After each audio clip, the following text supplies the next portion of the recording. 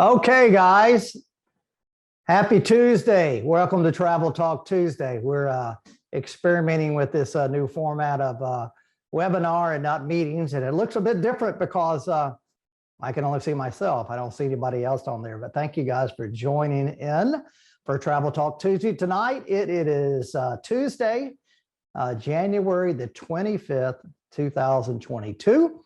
And as you can see, I'm home here in Middleburg, Florida. In my kitchen, I've got a cassoulet in the oven here that we're going to have for dinner later on tonight. And tonight we're going to talk about no country that makes cassoulet, because that's usually France, the south of France. But we're visiting the Dolomites Mountains in Italy, up in the northern part of Italy. Up from Venice, about 2.5 hours north of Venice and 1 hour south through the Alps from Innsbruck, Austria. And so let me see if I can get back to my screen here. So you can see this route that I have here on the screen right now is the route that we have designed, or I have designed, for our newest Christmas market tour happening next year. And we visit Italy, which we're talking about tonight. We visit Germany, and we visit parts of France.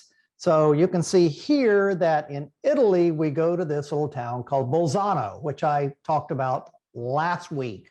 So if you missed that episode, you can always go to davidmcguffin.com/TTT. Find the episode, just scroll down, find the episode, and watch it at your leisure.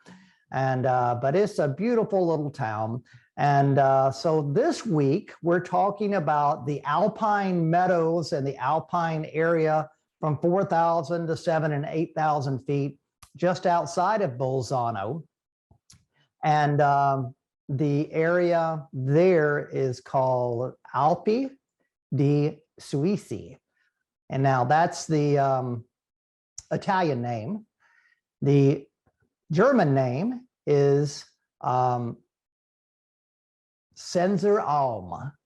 And so I'll be talking about these locations and tonight, and you'll see that there are two names that I have even printed on the screen, or I'll be saying things to you about. Sometimes I'll use the German word for it, which might be easier for me to say, or the Italian word for it.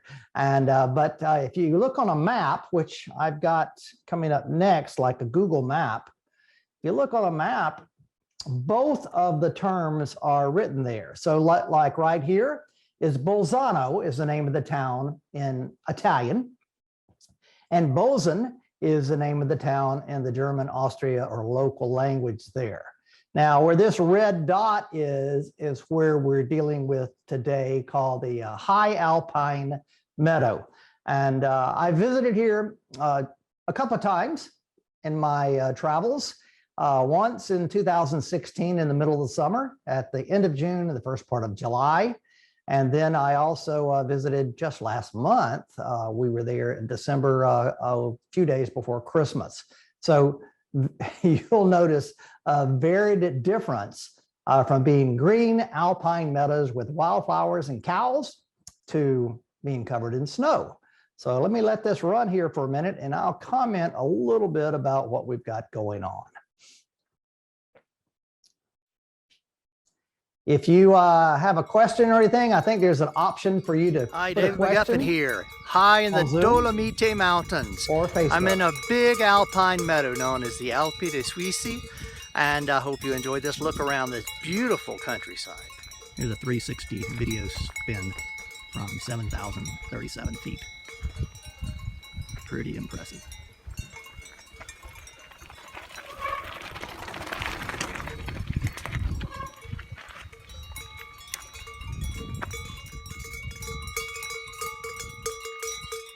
I was here, like I said, in the May, I think it might be July 1st, 2016, and the weather was perfect. You can see I got there along about 8 o'clock in the morning and took a cable car up high hot dogs and french fries and a salad. However, you can bet I won't be having any of that ketchup with my meal. Your adventure starts here. I hate ketchup.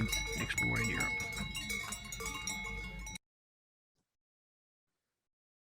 So there's a couple of mountain peaks. These are the Dolomites mountains. So they're limestone mountains just south of the Alps.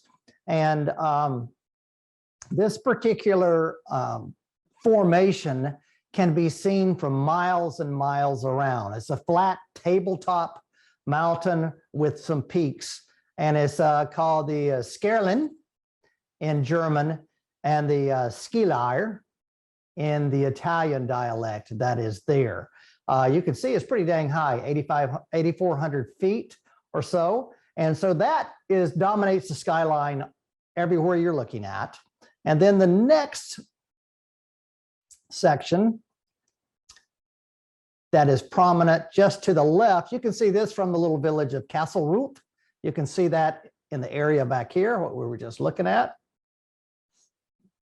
And then the next mountains that I want to point out are these two peaks here that form what kind of looks like an M, but it's called the Langkoffel and the Plattkoffel, or the Sasso Lungo and the Sasso Piatti.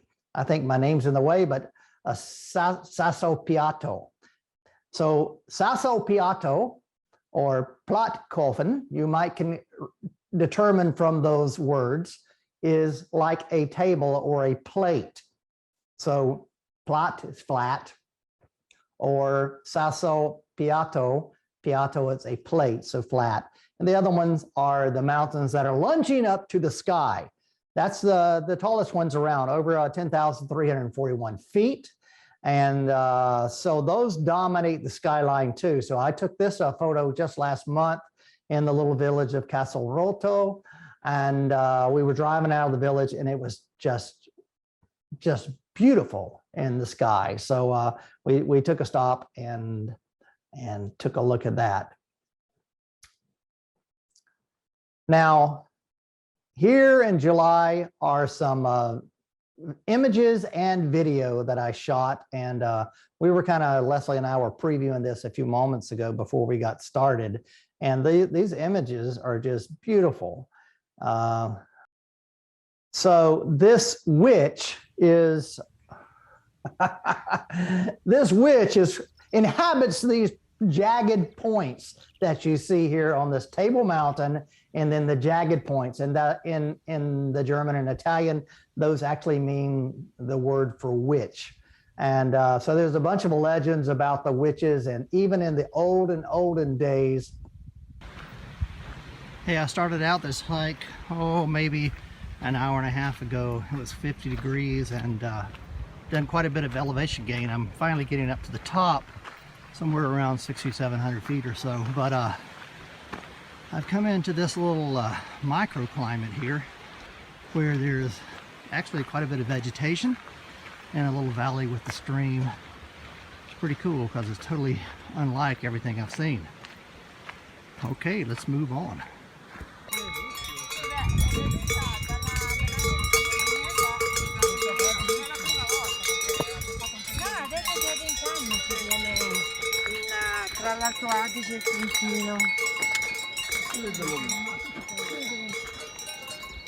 A key lesson is to begin your hike early. I was on the trail by 8:15. It's now 12 o'clock and the clouds are rolling in. I've had perfect weather, but it might get a little nasty later on this afternoon.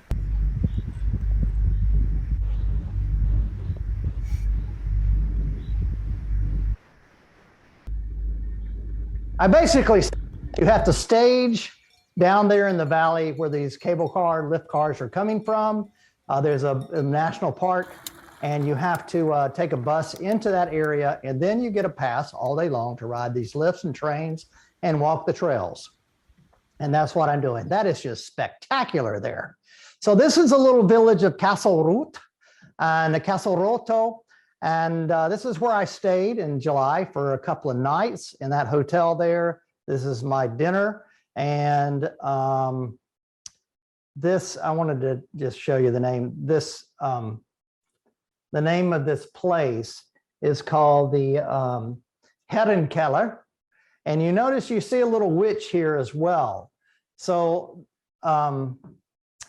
that's the name of the witch's cellar is the name of the restaurant that I ate in that night. Move on here. And then we're going to switch to just last. Fantastic place here. Had a great hike up here. The weather's perfect. Heart rate didn't get above 135. And it's pretty easy. So you'll enjoy this if you ever make it here. Your adventure starts right here with David McGuffin's Exploring Europe. Arrivederci. Turn right onto Via Cloger, then continue onto Via So there's Wilkenstein. Siri telling me how to drive here just last month. Same village. I need to get one Covered of with those snow. clips for the windshield. Yeah. In 350 meters, turn left onto Via Dolomites. You ever thought about getting a GoPro?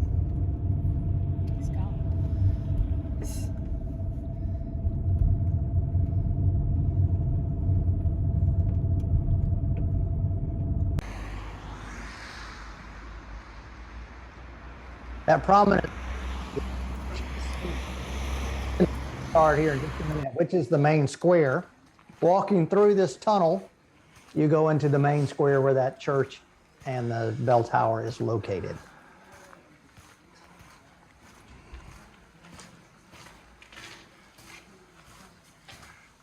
You know, it looks a whole lot more Austrian than it does Italian, for It's a little sure. chilly, below freezing here.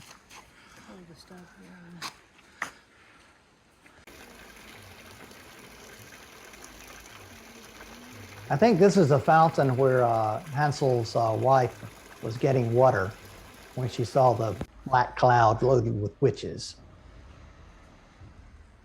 We had dinner in this, we arrived in this town last month almost at the time of their riposo or their siesta. And luckily we found one restaurant that was open. And so we were able to go in and had a great lunch right there on the main square.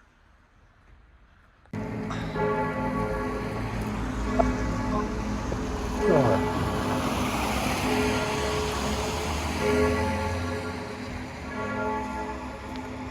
Out street, the town is walking only.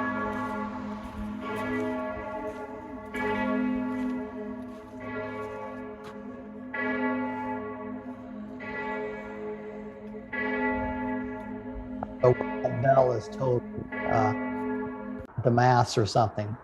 There's another prominent view of the mountain here.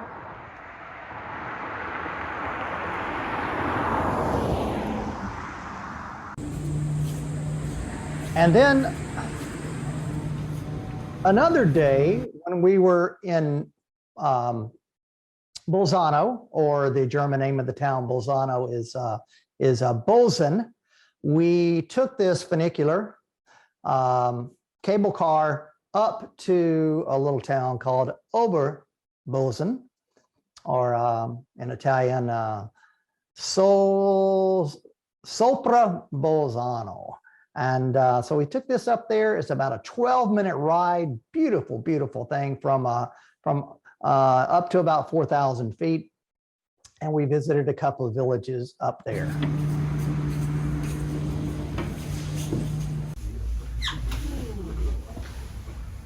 You can see there are vineyards all over these hills.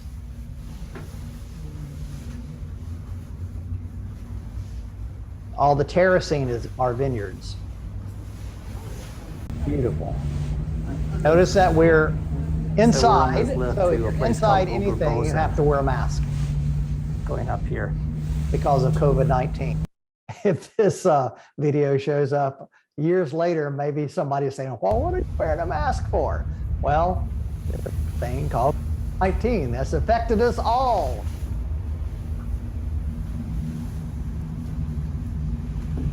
Look at those vineyards.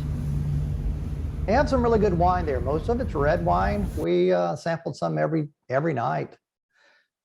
This is the train station up at the top. And so we got off the lift cable car and 20 to another.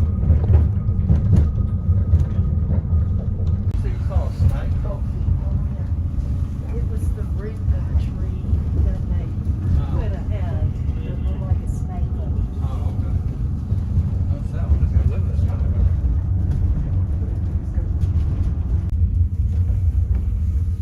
You know, as I mentioned last week, for us Floridians, wonderful to see and experience snow. If I had to live in it, I don't know that I would like it so much, but it's great to get out in it, enjoy it, and then leave. Fantastic music of the mountains there, the Witches Mountains. This is somebody's little house that had a bunch of gnomes all over the place in the yard. It's a Kolabo or Klobenstein is the name of this little village.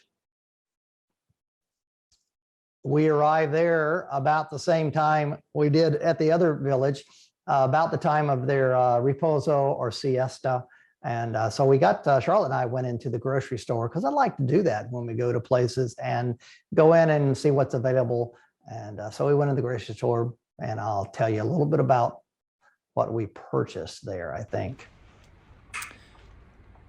Hey, we've left Bolzano earlier this morning and taken the cable car about 12 minutes up to the village above Bolzano, which is called in Italian Sopra Bolzano or Oberbozen in German.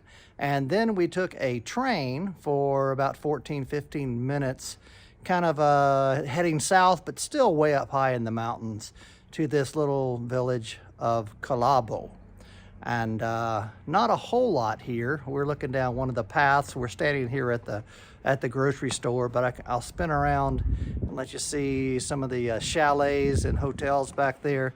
Of course, this is the, hey Charlotte, this is the local grocery store. It's gonna close here in a few minutes, I guess. It's kind of like the local co-op or Conad, but it's not branded that way, but same sort of thing inside. So we bought a couple of drinks and some potato chips and galati cookies for a snack. And so we've had a good time exploring this high alpine villages. We're about 4,000 feet above sea level, and it's beautiful here in the Dolomites Mountains in the background.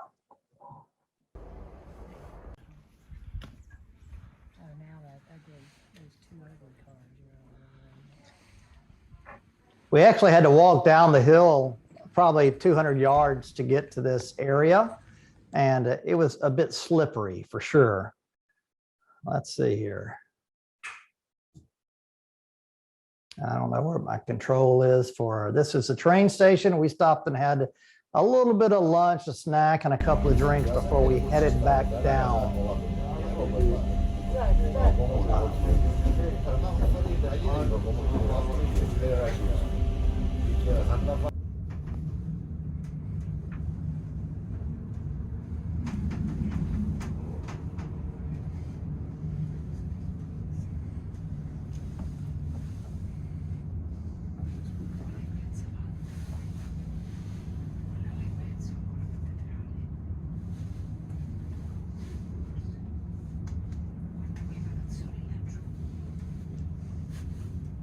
But as you can see, totally different experiences from the winter to the summer.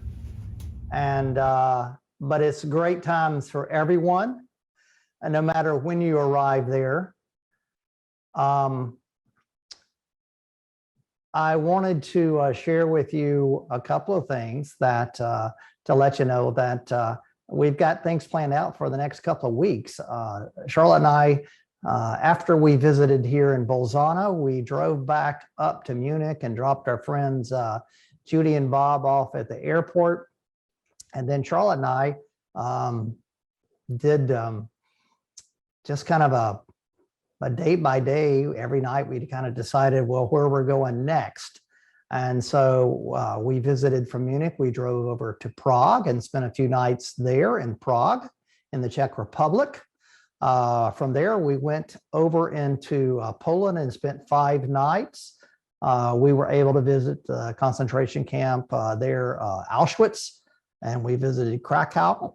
And we also visited a village called Zakopane, which is on the border between Poland and Slovakia.